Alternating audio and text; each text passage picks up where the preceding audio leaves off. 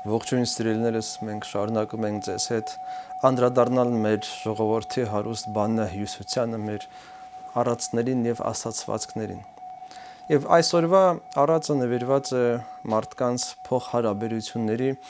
եւ նաեւ Աստծո ներկայությանը մարդկանց փոխհարաբերությունների մեջ։ Արածը հետեւյալն է.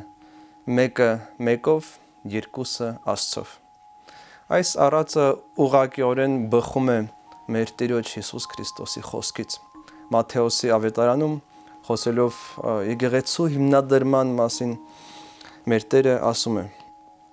Դարձյալ ասում եմ ձեզ, եթե երկրի վրա ձեզնից երկու հոգի միաբանվեն որևէ բանի համար, ինչ էլ որ խնդրեն կլինի նրանց իմ հորից, որ երկնքում է։ Որովհետև որտեղ երկու կամ երեք հոգի հավաքված են իմ անունով, ես այնտեղ նրանց մեջ եմ։ Եվ իսկապես մարդկանց փոխհարաբերությունը, մարդկանց շփումը Սուրբ Գրքի առանցքային գաղափարներից մեկն է։ Աստված, այո, հին կտակարանում կապ էր հաստատում ուխտեր կնքում անհատների անձերի հետ, բայց նոր կտակարանի պատմության պարագայում մենք տեսնում ենք, որ երբ որ Աստծո որդին գալիս է մարդկանց հետ շփվելու, նա այլևս ստեղծում է համայնք։ Նա չի ուղարկում մեկ կամ երկու իր լավագույն պատրաստված աշակերտներին, այլ ստեղծում է որոշակի համախմբված մարդկանց խումբ, որոնցից ոչ բոլորն էին անշուշտ իդեալական պատրաստված իրենց առաքելության համար, սակայն նա նպատակ է հետապնդում մարդկանց միավորելու եւ համախմբելու, մարդկանց, որոնց մեղքը անջատել եւ բաժանել էր իրարից, նա գալիս է միավորելու իր խոսքով, իր անունով եւ իր ներկայությամբ։ Դա հասկանալով է, որ մեր ժողովուրդը հաճախ ասում էր, որ մեկը մեկով, երկուսը Աստծով։ Մեկը եւս կարող է Աստծո հետ կապ ունենալ, սակայն Աստծո ներկայությունը ունենալու համար անհրաժեշտ է նախ եւ առաջ մարդկանց ներկայությունը։ Այլ կերպ ասած, Աստծո հետ հաղորդակից լինելու համար նախ եւ առաջ անհրաժեշտ է մարդու հետ ստեղծել ճիշտ հաղորդակցություն, ճիշտ կապ։ Եվ այդ իմաստով Առակաց գիրքը գեղեցիկ հատված ունի, ասելով, որ երկաթ է սրում մարդն էլ երեսն իր ընկերոջ։ Այսինքն միայն ճիշտ փոխհարաբերության շփման արդյունքում է, որ կա մարդկանց կատարելագործում, շփում, ինչ որ բան ստեղծվում է։ Այնպես երկու քարերի շփումից կայծ է ստեղծվում, որը կրակ է առաջացնում, այդպես եւ մարդկանց պարագայում նախ եւ առաջ շփումն է, նախ եւ առաջ փոխհարաբերություն եւ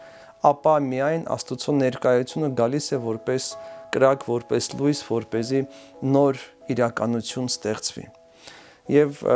մենք դա հաճախ հասկացել ենք այն իմաստով, որ այո, մենք համախմբված լինելով կարիք ունենք Աստծուն, բայց այս առածի նաև երկրորդ կողմը կա, այն իմաստով, որ Աստված սպասում է, մինչև մենք կարողանանք մեր շփումը ստեղծել, մեր միավորումը իրականացնել, որպեսզի բերի իր ներկայությունը։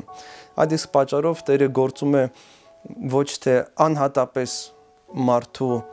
կյանքում, այլ գործում է եկեղեցու միջոցով, այսինքն իր հավաքված զավակների միջոցով,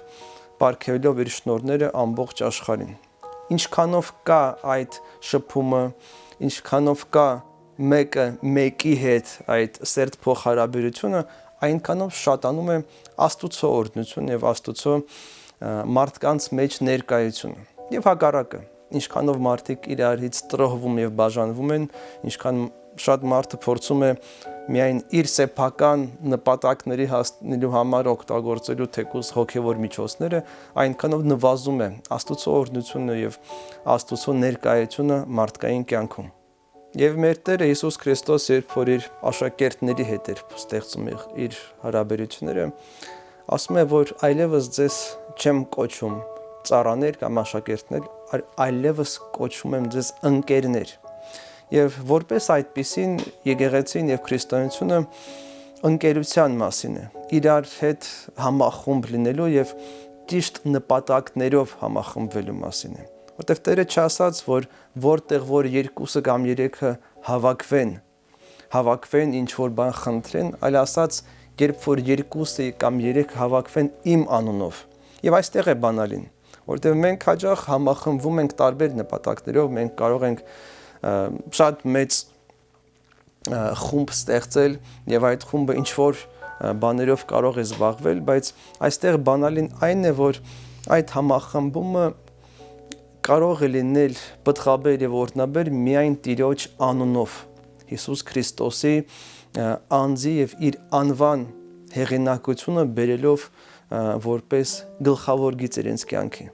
Եվ դա մենք տեսել ենք մեր պատմական հոլովույթներում, երբ որ մեր ժողովուրդը որպես ելք տարբեր դժվարություններից կամ որպես հավաքական գիտակցության կերտում ընտրում էր եկեղեցու մեջ իրենց համախմբումը, որովհետև մարդկանց տարբեր տեսակի շարժումների բաժանելը միշտ քայքայել է մեր ազգային կյանքը եւ մենք հասկացել ենք, որ միայն Տիրոջ անունով կարող ենք մենք լինել միասնական եւ Տիրոջ անունով մենք կարող ենք հաղթահարել ոչ միայն արկա դժվարությունները, այլ նաեւ հաղթահարել մեր սեփական եսի ազդեցությունը մեր կյանքի վրա։ Եվ դա հաջողվել է, երբ որ մենք նայում ենք մեր անցած դարերին, տեսնում ենք, որ ինչ արժեք, ինչ մեծություն ստեղծվել է մեր ինքնության կերտման պատմության մեջ, դա եղել է մեր համախումբ ջանքերի արդյունքում։ Թեև դա արվել է որոշակի անհատների պարագայում, լինի դա Մաշտոցը, Նարեկացին կամ Շնորհալին, բայց այդ անձինք ներկայացրել են համայնքը, ներկայացրել են եկեղեցին, երբեք չեն գործել որպես անձնավորություններ։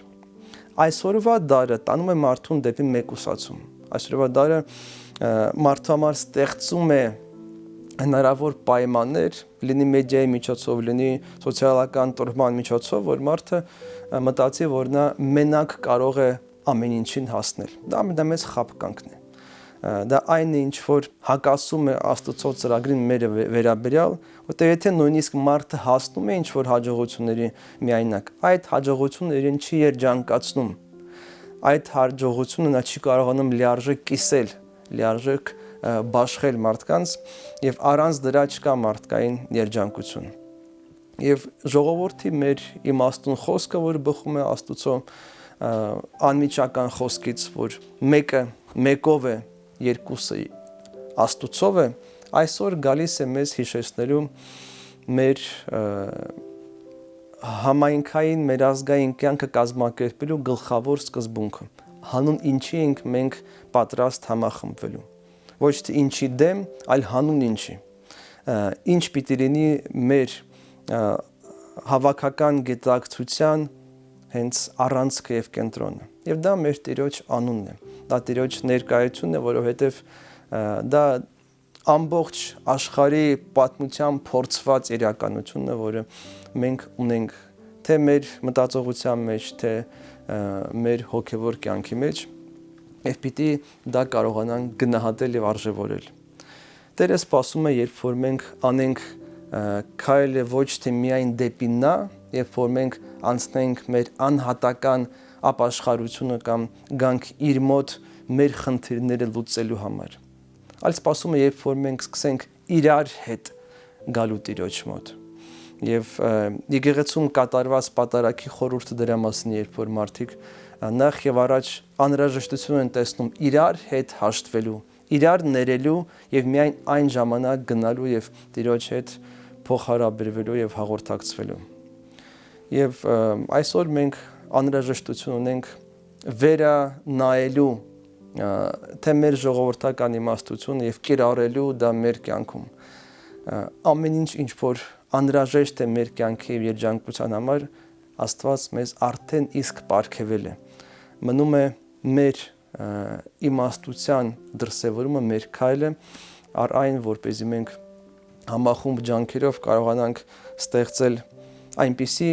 հավաքական մտածողություն եւ գիտակցություն, որը հիմք կհանդիսանա թե մեր բարօրության եւ երջանկության, թե գալիք սերունդների համար հիմք կլինի խաղաղ, օրհնյալ եւ բարոր կյանքի։ Ճանաչենք մեր լեզուն, մեր բանահյուսությունը, մեր արժեքները, որպեսզի ճանաչենք ինքներս մեզ եւ մոտենանք Աստծուն։